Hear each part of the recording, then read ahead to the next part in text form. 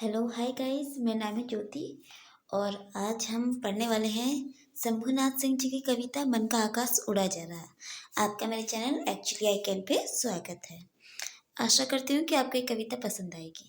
तो चलिए कविता पढ़ते हैं। बहुत छोटी सी कविता है, इजी है। आशा करती हूँ आपको अच्छे से समझा दूँ।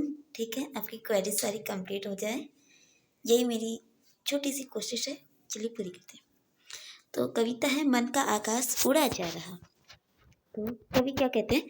मन का आकाश उड़ा जा रहा, पुरवैया धीरे बहो, बीती बातों पर सिर टेक कर टेर रहा मन भूली नींद को, धूप छा की गंगा जमुना में डुबो रहा हंस हंस उम्मीद को, अपना विश्वास लूटा जा रहा, पुरवैया धीरे बहो।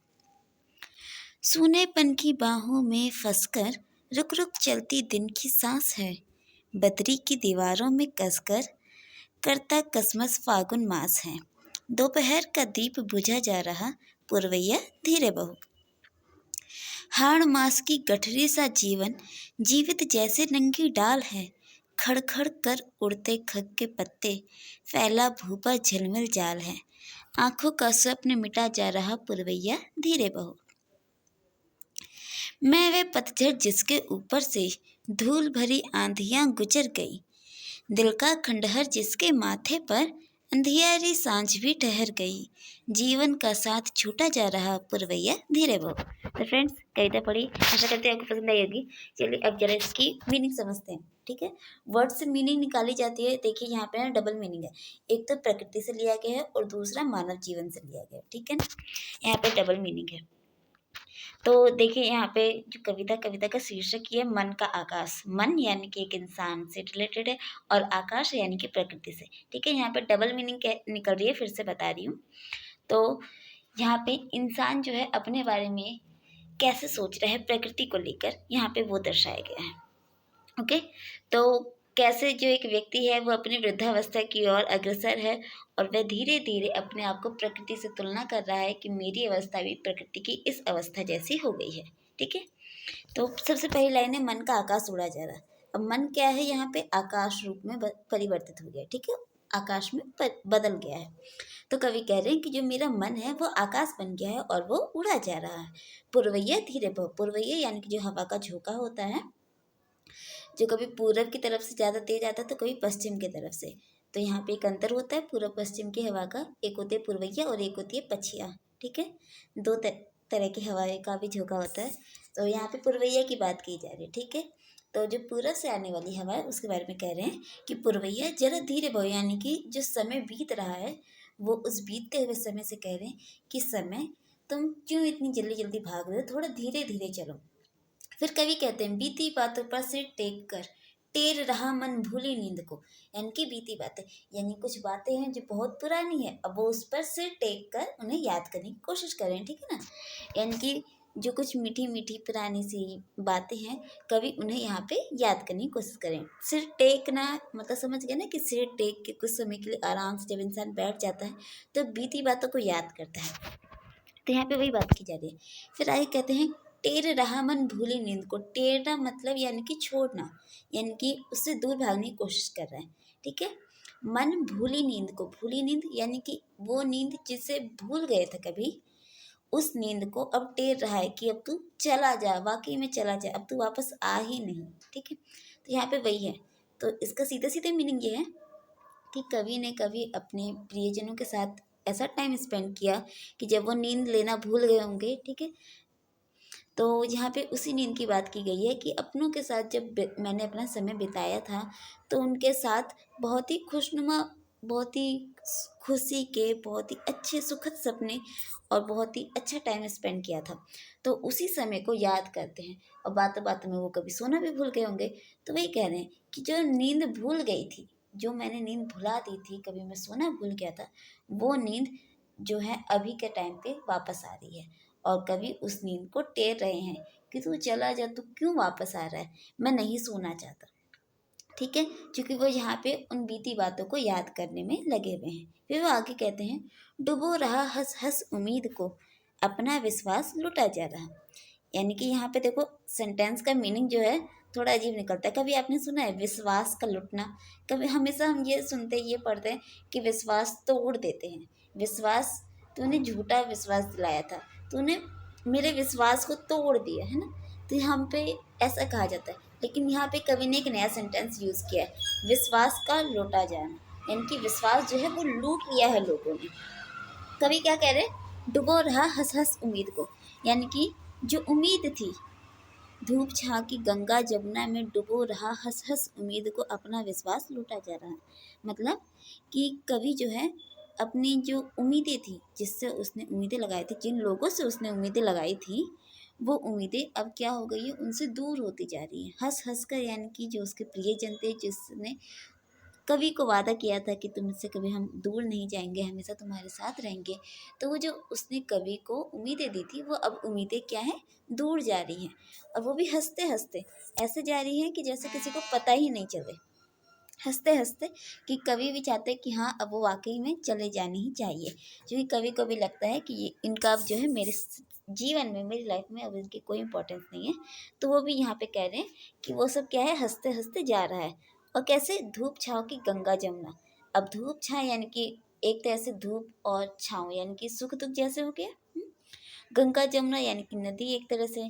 तो क्या कह रहे हैं कि जो भी खुशी के, दुख के जो भी लम्हे थे, जो भी पल थे, वो गंगा जमुना यानी कि एक तरह से नदी में वो उन्हें डुबो रहे हैं। वो भी कैसे, हंस हंस के। किसको, उम्मीद को। ठीक है, मीनिंग आ गई ना समझ में? कि कवि यहाँ पे कह रहे हैं कि मेरी जो उम्मीदें लगाई थी लोगों से, वो सारी उम्मीदें मैंने नदी में, गंगा में, जमुना में, जो भी नदी है उसमें मैंने डुबो दिया, उनका विसर्जन कर दिया, उनको खुद से दूर कर दिया। जो मैंने लोगों से उम्मीदें लगाई थी, मैंने उस उम्मीद से सबको मुक्त कर दिया। मैं किसी से कोई उम्मीद नहीं लगा रहा। फिर वो आगे कहते हैं, अपना विश्वास लूटा जा रहा, यानी कि मैंने जिस पर विश्वास किया था, जिनके बातों पे मैंने यकीन किया था, वो विश्वास भी लुट गया, वो यकीन टूट गया। ठीक है, पुरवैया धीरे बहो, यानी कि जो समय इतनी जल्दी जल्दी बीता जा रहा है, वो उस समय को कह रहे हैं कि थोड़ा धीरे धीरे चलो, मेरे को अच्छे से जरा याद तो कर लेने दो। फिर वो आगे कहते हैं, सूनेपन की बाहों में फंसकर रुक रुक चलती दिन की सांस है, बदरी की दीवारों में कसकर करता कसमस फागुन मास है, दोपहर का दीप बुझा जा रहा, पुरवैया धीरे बहो।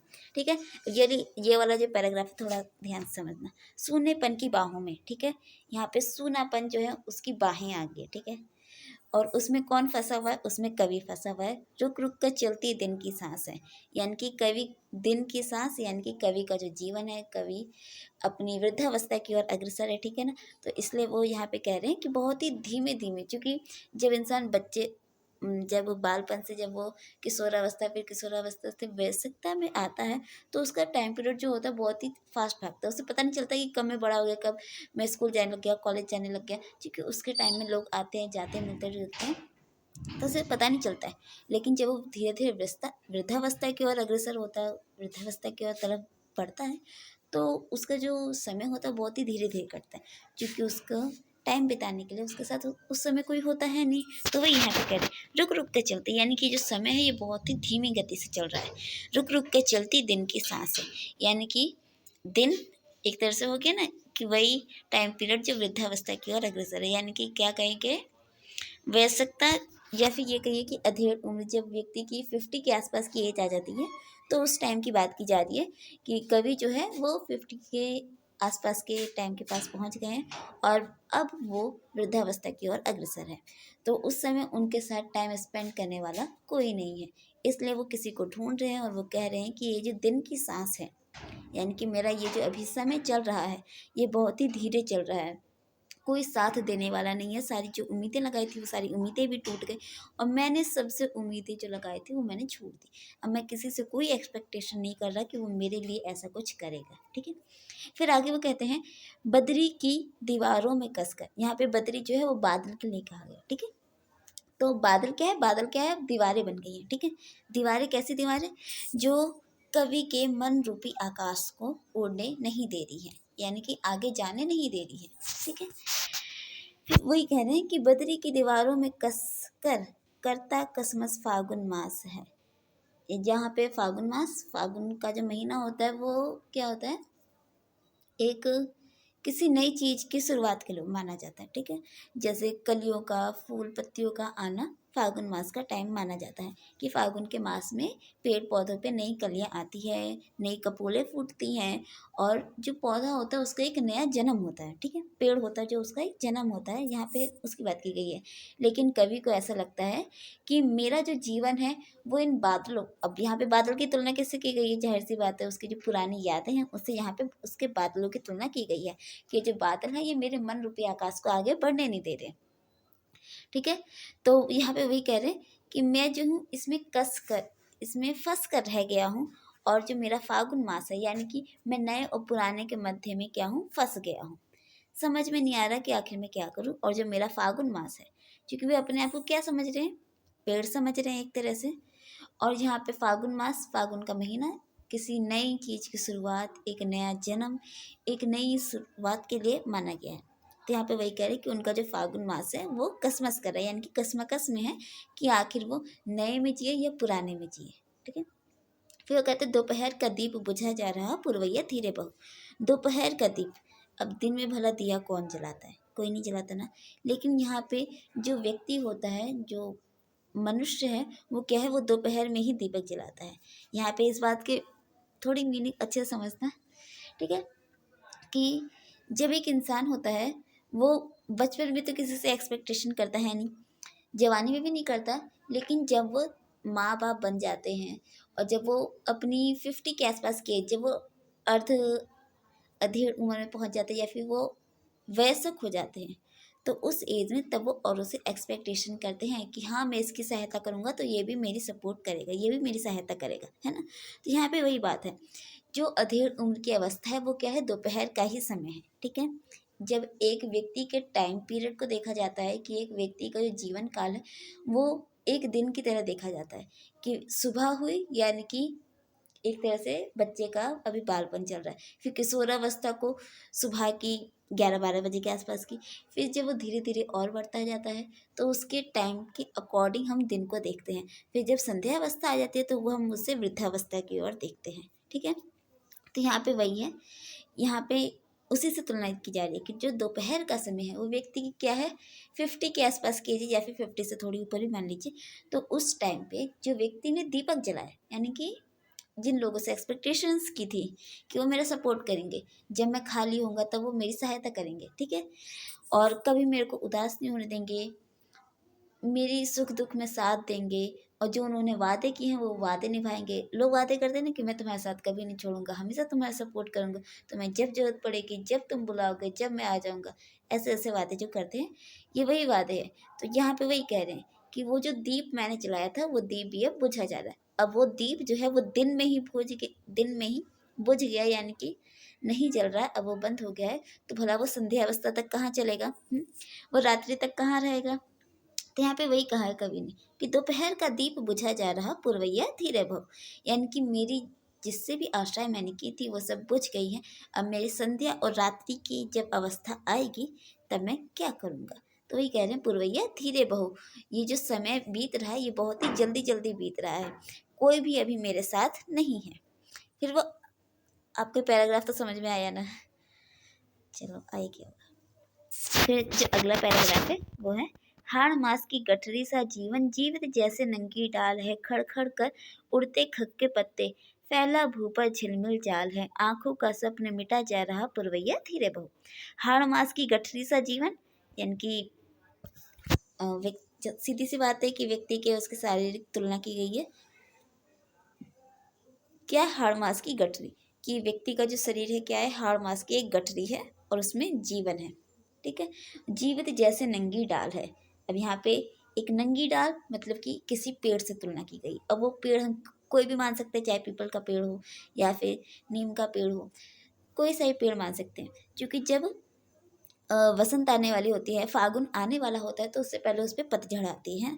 पतझड़ में क्या होता है कि उसके सभी जो पत्ते होते हैं वो सब झड़ जाते हैं, और झड़ने के बाद उसके ऊपर नई नई कपोले, नई नई कलियां निकलने का जो होता है वो फूटती हैं, उसमें नए कपोले फूटती हैं, जिससे जो पौधा होता है वो अपना नया जीवन जीता है ना। तो यहाँ पे वही कहा गया है कि मेरा जीवन भी कैसे हो गया, उसी पेड़ की तरह हो गया है जिसके सारे पत्ते झड़ जाते हैं। तो वो कैसे एकदम सूखा, बेरंग, बेजान सा और एकदम घृणित अवस्था में लगता है या फिर दिखाई देता है, उस अवस्था में पहुंच जाता है। तो कभी भी यहाँ पे कह रहे हैं कि मैं भी उसी अवस्था में पहुंच गया हूँ, क्योंकि मेरे जीवन के जो पत्ते थे हैं, यानी कि उसके जो प्रियजन थे, जो उसकी यादें थी, जो वादे थे, विश्वास थे, जो भी उसने समेट के रखा था अभी तक, वो सब रिश्ते नाते टूट गए हैं। ठीक है, सब उसे अकेला छोड़ के चले गए हैं। तो यहाँ पे वही कह रहे हैं कि उसका जीवन भी कैसा हो गया है, किसी एक पेड़ की डाल के जैसा हो गया है।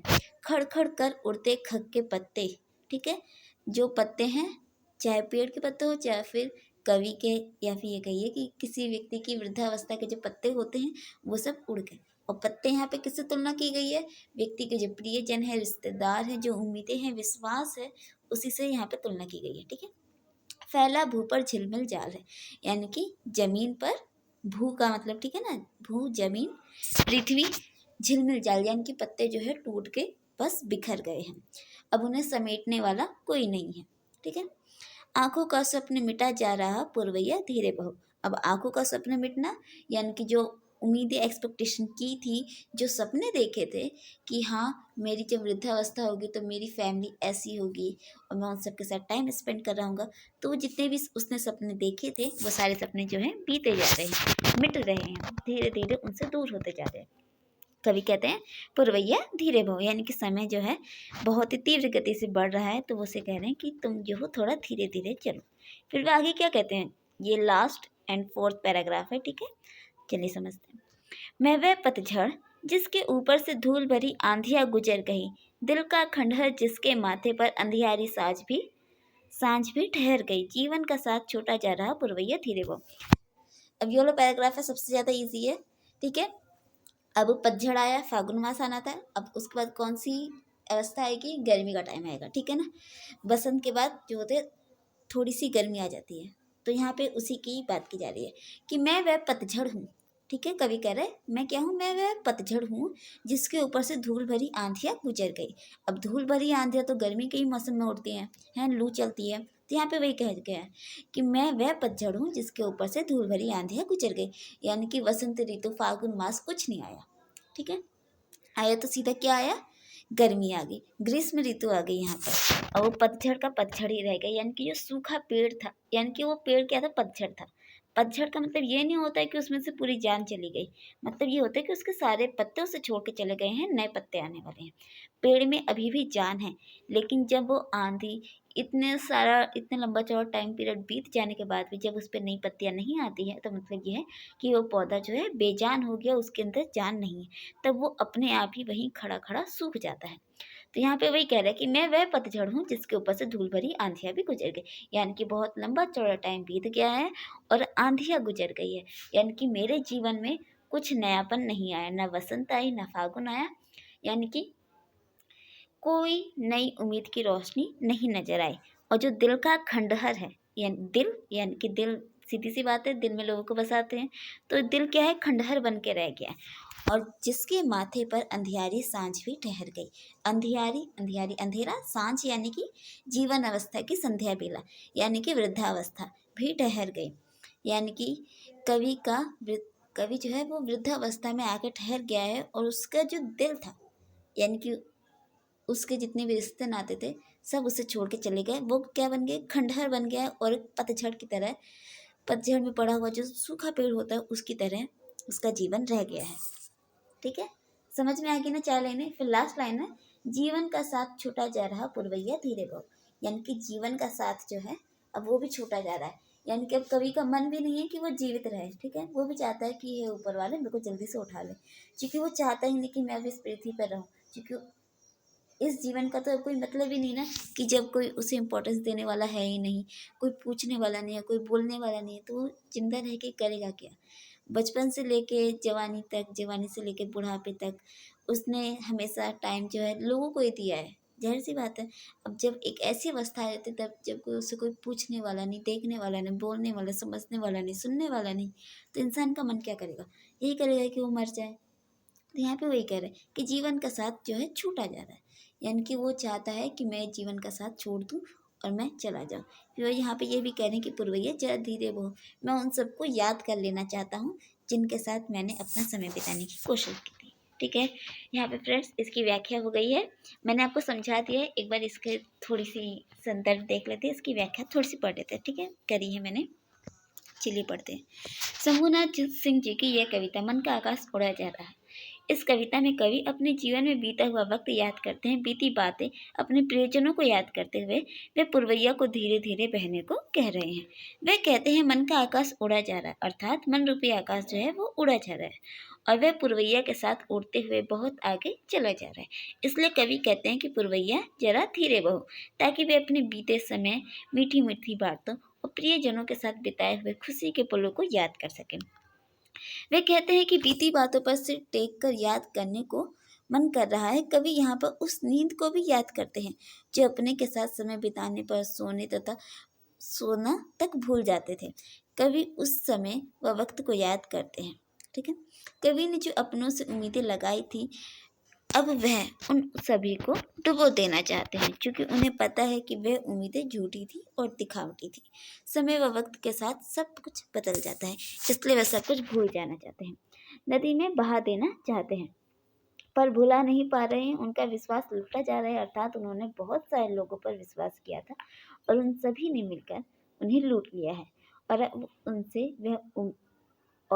उनसे वह विश्वास भी खो गया। उनका विश्वास क्या है, लूटा जा रहा है।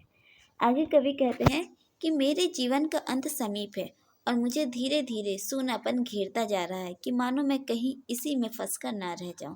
शंभुनाथ सिंह जी आगे कहते हैं कि मेरा मन रूपी आकाश जो है उड़ा जा रहा है, अर्थात कि जीवन में जो कुछ भी पाया था धीरे धीरे सब खोता जा रहा है और जो बादल की दीवारें अर्थात बीता हुआ समय, प्रियजनों की जो यादें हैं वो उसे पकड़ी हुई है, आगे जाने नहीं दे रही है। कवि कहते हैं मेरे जीवन का जो फागुन मास था, जहाँ पेड़ की पुरानी पत्तियां झड़ जाने के बाद नई नई कपोले व कलियां खिलती हैं,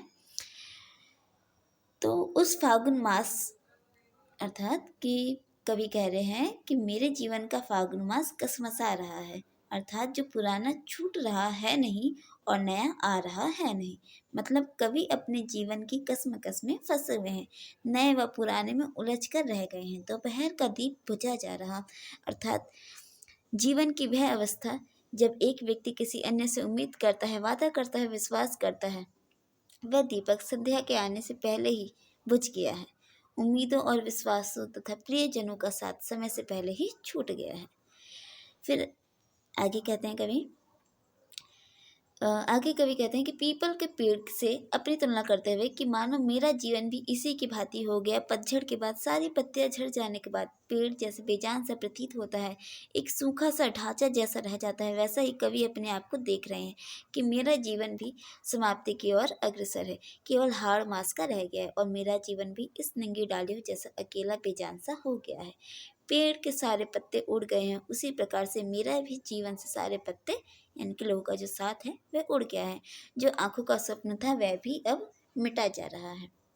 फिर जो लास्ट पैराग्राफ है, कवि कहते हैं मैं वह पतझड़ हूँ जिस पर से आंधियाँ भी गुजर गई, अर्थात मेरे जीवन का पतझड़ आने के बाद जा ही नहीं रहा, वह मेरा पीछा छोड़ ही नहीं रहा। पतझड़ के बाद वसंत व फागुन मास आता था, कुछ न आया बल्कि आंधियाँ आई और वह भी धूल भरी, अर्थात ग्रीष्म ऋतु, और दिल खंडहर बनकर रह गया। दिल में रहने वाले सभी लोग छोड़ गए और अंधियारी सांझ अर्थात संध्या का समय भी अंधेरी रात सा प्रतीत हो रहा है और जीवन का साथ छूटा जा रहा है, अर्थात जीवन समाप्ति की ओर अग्रसर है। पुरवैया धीरे बहो। फ्रेंड्स, यहाँ पे वीडियो खत्म होती है। आशा करती हूँ आपको समझ में आया होगा। अगर आपको समझ में नहीं आता है तो आप मेरे को कमेंट बॉक्स में लिख के डाल सकते हो, मैं उसे टेक्स्ट में एक्सप्लेन करने की कोशिश करूँगी। ओके फ्रेंड्स, आशा करती हूँ आपको वीडियो पसंद आई होगी। मेरा नाम है ज्योति, चैनल का नाम है एक्चुअली अगेन, और चैनल को लाइक करना, शेयर करना, सब्सक्राइब करना। वीडियो पसंद आती है तो लाइक करना और अपने दोस्तों के साथ शेयर करना। Okay friends, bye bye, take care.